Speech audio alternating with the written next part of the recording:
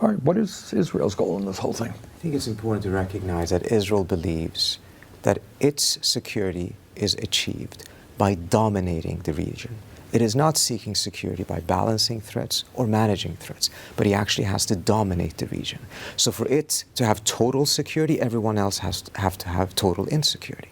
And as a result, it's seeking its domination over Syria, over Lebanon. These are countries that Israel can bomb at will with impunity without U.S. involvement.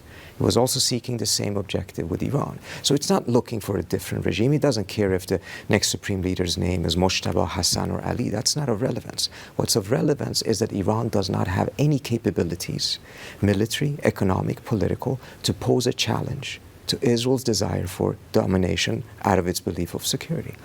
And what this war is achieving from the Israeli standpoint is exactly that.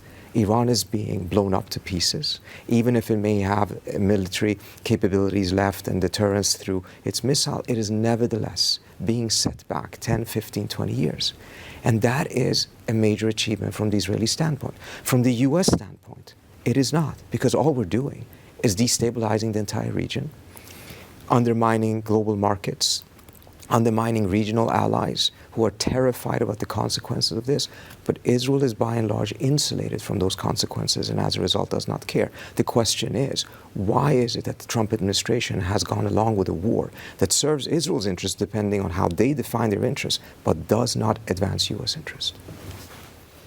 I think I agree with Trita, and I think for the Israelis, it doesn't matter. A weak state, it could be a failed state, it could be multiple states. We saw, for example, the Kurdish issue being discussed, having Kurds, insurgents come into Iran from the western border, potentially weaken the central government, and have, the central government deal with these issues on and on and on so that it can't pose a threat in any way to Israel. And then for the Iranian people, I mean, you see rhetoric from Israeli leaders that on democracy, women's rights, helping Iranians build a better future, all of that. And none of this is happening. It's just bombing and bombing that from the viewpoint of a civilian in Iran, across the country and not just in Tehran, seems indiscriminate. And it's just, attacking whatever and whoever and destroying infrastructure that's going to take years to do reconstruction with a country that's under sanctions.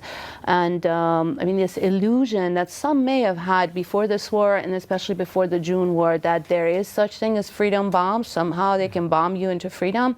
I think speaking to people at least on the ground, they're much more clear-eyed about how this is.